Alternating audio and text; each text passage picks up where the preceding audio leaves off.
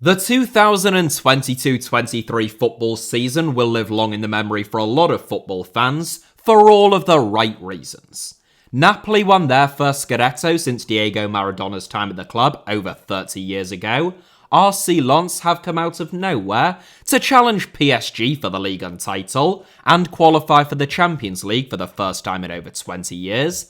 And less than a decade on from playing non-league football, Luton Town have won their fourth promotion in 9 seasons to reach the Premier League, despite having one of the lowest budgets in the Championship.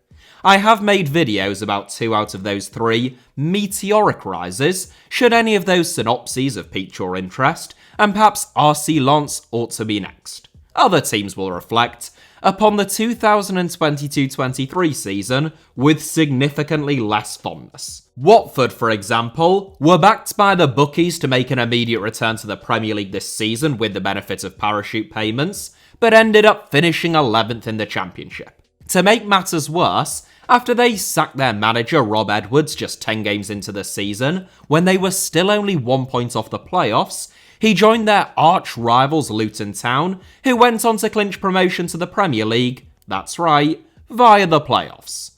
If you think that sounds bad, Yeovil Town fans can only dream of mid-table mediocrity in the Championship, and only a fleeting relationship with chaos.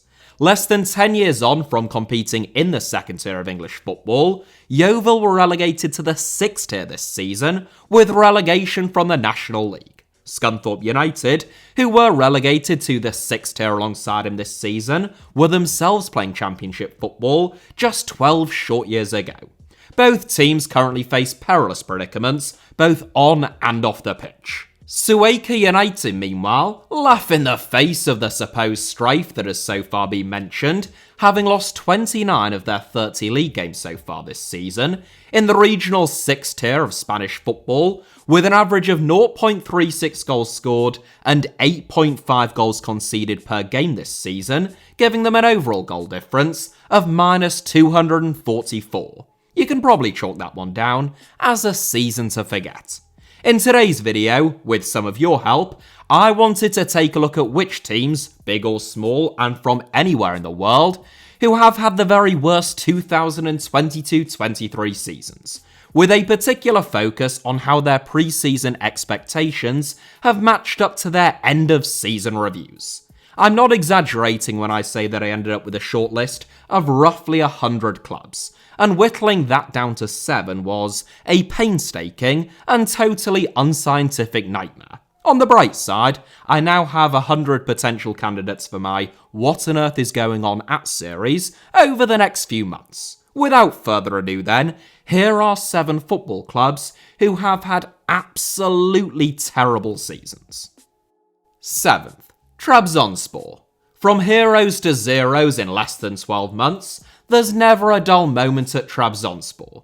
The 4th biggest club in Turkey, and the largest outside of Istanbul, Trabzonspor won their first Turkish Super League title since 1984 last season. It was a monumental achievement, as Trabzonspor lost just 3 games all season, one coming on the final day after they had already won the league, to claim their first Turkish championship in almost 40 years. With Besiktas and Galatasaray in crisis, both finishing outside of the top 5, it looked as though there could be a changing of the guard in Turkish football, with Trabzonspor the best placed side to capitalise upon that chaos. Plenty of cash was spent in a bid to realise that ambition, as the likes of Mahmoud Trezeguet, Maxi Gomez and Mark Bartra came in, along with Jean-Philippe Gbamin and Yusuf Yazici on loan from Everton and Lille, allegedly doubling Trabzonspor's wage bill overnight. A year on, Galatasaray, Fenerbahce and Besiktas have reasserted their dominance as comfortably the top 3 teams in Turkey, and Trabzonspor aren't even 4th or 5th. Trabzonspor are 6th in the league this season, with just a couple of games still to come, a whopping 23 points off qualifying for Europe next season, let alone retaining their title. Trabzonspor lost in the playoff round of the Champions League against FC Copenhagen, then they finished 3rd in their group in the Europa League, dropping down into the UEFA Conference League, where they lost their first knockout round playoff 2-1 on aggregate against Swiss side Basel. In the Turkish Cup, Trabzonspor were dumped out by relegation candidates Ankara in the quarter-finals. Trabzonspor's title-winning manager Abdullah Avcı resigned in March, along with club president Ahmet Ağaoğlu, as chaos turned to turmoil. Steven Gerrard flew to Trabzon to discuss contract negotiations, but Trabzonspor ended up appointing Nenad Jalica instead, so at least that's one bullet dodged, I suppose. Now Trabzonspor have a massive wage bill, no European football with which to fund it, and they are the butt of many jokes once again. Not a great season overall then. 6th, Chelsea. I know that we all joke about it, but I think that it is perhaps a little bit underestimated quite how terrible a season Chelsea have actually had. Chelsea finished 3rd in the Premier League last season, 5 points ahead of Arsenal and 16 ahead of Manchester United, reaching the final of both the FA Cup and the EFL Cup, despite the chaos of the club temporarily being appropriated by the UK government after owner Roman Abramovich had his assets frozen. You would think, therefore, that if you took that team that finished 3rd and reached 2 major finals, and spent not just the most amount of money that any football club has ever spent in a single season, but the most by a couple of orders of magnitude, you would end up with a team that could compete on all 4 fronts, and would be in a similar predicament to Manchester City at this stage of the season. Instead, after spending more than £600 million on signings in less than 6 months, Chelsea have just had their worst season in almost 30 years, finishing 12th in the Premier League, closer to relegation points-wise than their West London rivals and minnows Brentford in truth, and having crashed out at the earliest opportunity of both the FA Cup and the EFL Cup, whilst losing 4-0 on aggregate to Real Madrid in the quarter-finals of the UEFA Champions League. Chelsea amassed 30 fewer points this season in the league than last, while spending more than £50 million sacking Thomas Tuchel, hiring Graham Potter, sacking Graham Potter, and hiring Frank Lampard in the process. They ended the season just 10 points above the drop, and had their form under Lampard been replicated over the entire campaign, then they would have finished in the bottom 3. Sure, Chelsea's dreadful season isn't likely to have the same dire long-term consequences as Scunthorpe or Yeovil's, but these things are all relative. To have performed as badly as Chelsea have, after spending as much money as they did, as an already established super club, is absolutely astonishing. And if Maurizio Pochettino can't get a tune out of their more than £500 million signings, given the long-term contracts they handed them, the FFP implications could actually spell severe consequences for the Blues. 5th, Santa Clara. Not to be confused with Santa Claus, though the first 8 characters of both names are identical, so an easy mistake to make. Santa Clara most assuredly have not delivered the goods this season, and their only gift has been a reprieve for Portuguese Primeira relegation candidates other than themselves. For any kids watching this video, by the way, who might be aspiring writers or presenters, that is how you create a seamless segue. Santa Clara were, before getting relegated this season, the westernmost team in any European top flight, based on São Miguel Island in the Azores. Almost 900 miles from Lisbon in the middle of the North Atlantic Ocean, which is still the nearest mainland to the islands, Santa Clara have a more than 2-hour flight to every single away game, but despite that obstacle, they have finished in the top 10 in the Primeira Liga in each of their last 4 seasons, finishing 6th and 7th in the last 2 seasons, and even qualifying for the Europa Conference League. From 7th last season, though, Santa Clara, who were once a feeder club for Benfica and, for some inexplicable reason, still haven't updated their logo, plummeted all the way to last place this season, suffering a shock relegation. Santa Clara did lose key players last summer like Lincoln and Hida Massamarita, but it is still a scarcely believable collapse over such a short period of time. The last time that Santa Clara got relegated, it took them 15 years to return to the Primeira Liga. They will be hoping that history doesn't repeat itself on that front this time around, but either way, they simply had to make this 7. 4th, Dundee United. Scottish football is actually wildly unpredictable and exciting, with the exception of two teams having a miles bigger budget and being way better than everyone else, so it is a bit of a shame that those two teams are all that most people outside of Scotland know about Scottish football. Dundee United are illustrative of the lesser-known other side of Scottish football, though they will be wishing that hadn't been the case this season. After returning to the Scottish Premiership as Scottish Championship champions in 2020, Dundee United finished 9th in the 2020-21 season and 4th last season, behind only Celtic, Rangers and Hearts, qualifying for the Europa Conference League. That represented a return to European football at Tannadice after exactly a decade away, but that landmark wouldn't make this season a happy one. Manager Tam Courts, who had got Dundee United to 4th last season, departed in the summer and took charge of Budapest Honvéd, where he lasted all of 4 months. Courts may have failed in the Hungarian capital, but former Sunderland boss Jack Ross, who succeeded him at Dundee United, managed to do even worse. He was sacked in August after just 5 games and 2 months in charge, following no wins and 4 successive defeats, including a 9-0 defeat to Celtic in his final game in charge. He was replaced by Liam Fox, who did a bit better than him, lasting for 5 months, before 5 straight defeats saw him sacked as well, and Jim Goodwin handed a rescue mission. That mission proved to be too great, with 2 wins from 11 games, enough to seal Dundee United's fate. To go from 4th and qualifying for Europe to dead last and relegation, with Benjamin Siegrist and Nicky Clark the only 2 major losses, in a single season, is so bad that it's almost impressive. Though I doubt that Dundee United fans will take too much solace in me having said that. In case all of that wasn't bad enough, Dundee United's bitter rivals Dundee won the Scottish Championship title this season, meaning that the 2 clubs will swap divisions ahead of next season. Outside of being liquidated or appointing Frank Lampard, it's about as bad as things could have gone for Dundee United this season. Third, Lechia Gdansk.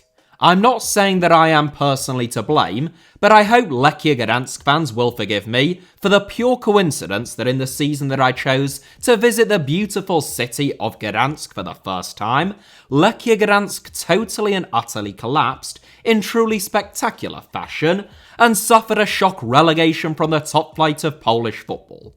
Lechia Gdansk have a stadium fit for champions in the form of the Stadion Gdansk, a UEFA 4-star 42,000-seater venue that was built at a cost of more than €200 million as Poland and Ukraine jointly hosted Euro 2008.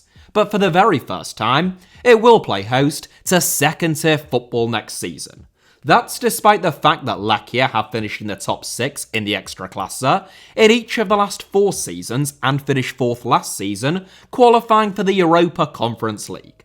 With a beautiful stadium and a passionate fan base in a big affluent part of Poland with a large catchment area, that is exactly where Lechia should be, if not even higher, competing for the biggest prizes. Instead, they relinquished their top-flight status after 15 years this season, burning through 3 different managers and somehow managing to finish 17th.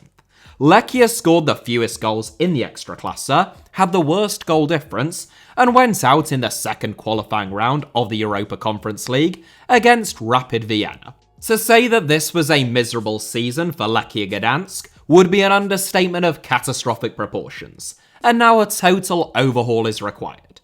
Lechia appear to be rotten to their very core, and some supporters fear that even relegation won't be enough to arrest their dreadful form. As if that wasn't bad enough, as soon as they were relegated, everyone in Poland dug up this tweet from October 2021, when Lechia's Twitter admin tweeted their local rivals Arkan Gdynia, writing, "How good to see that you still have this inferiority complex.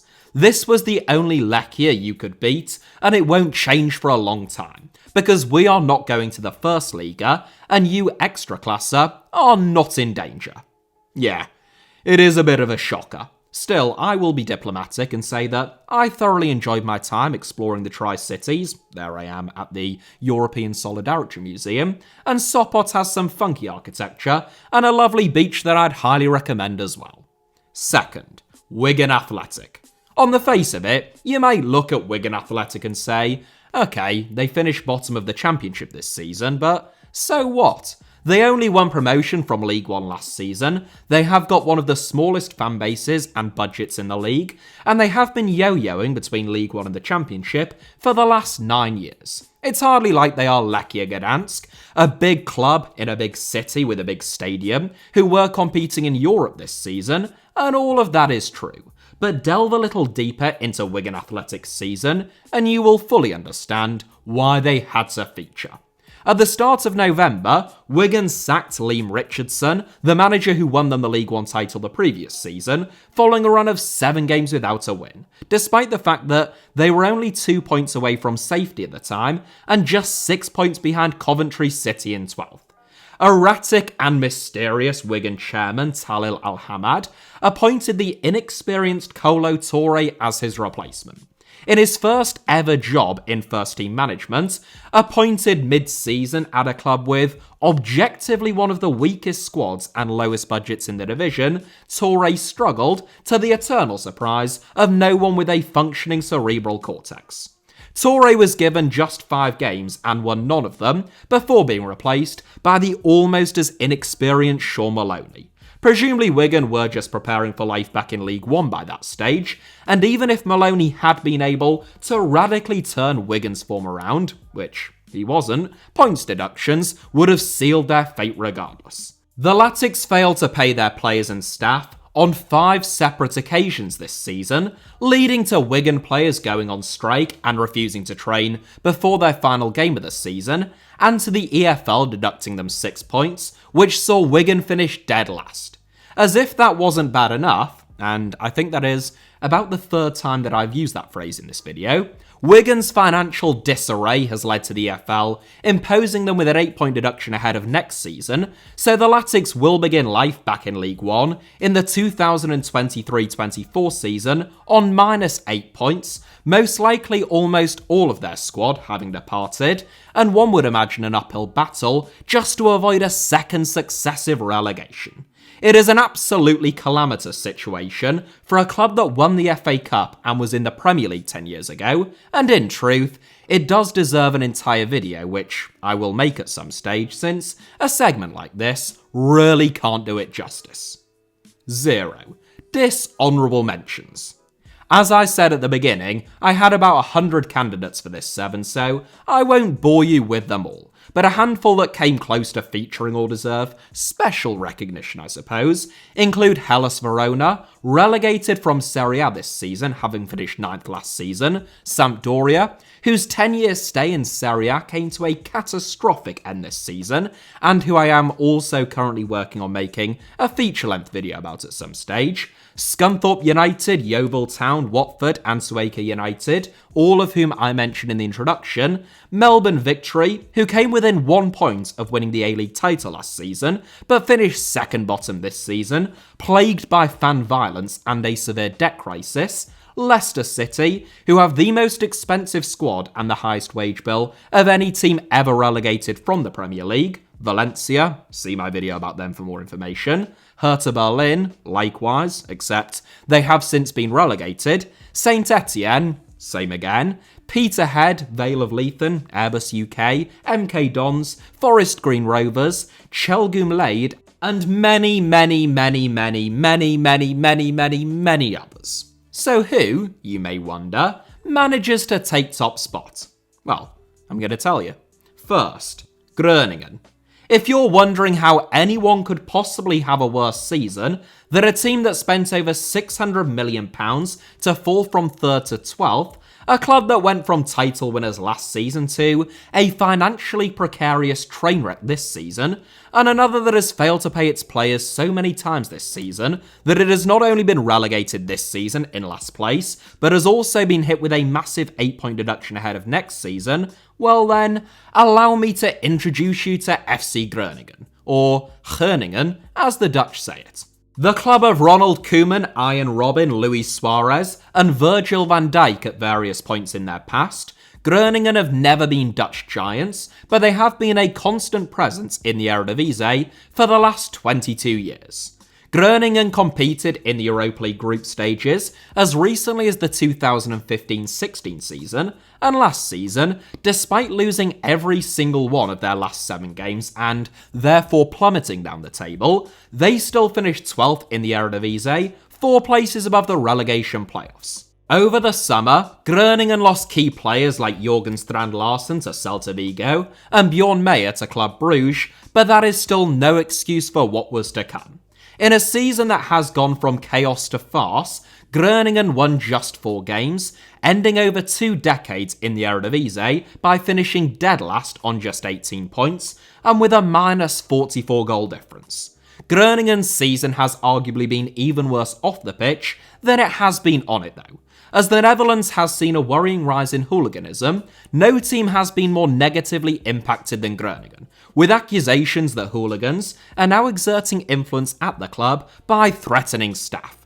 This season, Groningen's game against Ajax had to be abandoned after just 9 minutes due to unrest amongst supporters and fans having invaded the pitch. Meanwhile, one young supporter even punched one of the club's own players in the face. In January, 2 of Groningen's most senior board members, Edward Wielands and Martin Robard, resigned due to a fraud case. Meanwhile, their technical director is also long gone. The club is now in absolute disarray, plagued by criminality and a violent fringe, and facing the prospect of a long-term spell outside of the Eredivisie, if not worse. On that bright note then, and, best wishes to all of the teams who featured in this video next season. The only way is up, I suppose. Fingers crossed. That is it for today's video, but thank you all very much, as ever, for watching. I hope that you enjoyed it. Probably not if your club featured, but hey, never mind. At least I brought some light to the situation. Hit the like button if that was the case. Let me know your thoughts down below in the comments, of course. And it goes without saying, make sure that you are subscribed and have notifications turned on, both for this channel and my second channel, both of which should be on your screen or about to appear on your screens now, along with a couple of other videos that you might fancy watching after this one. You can also find me on either Twitter or on Instagram, or on both, via the username @HITC Sevens on both, should you wish to do so.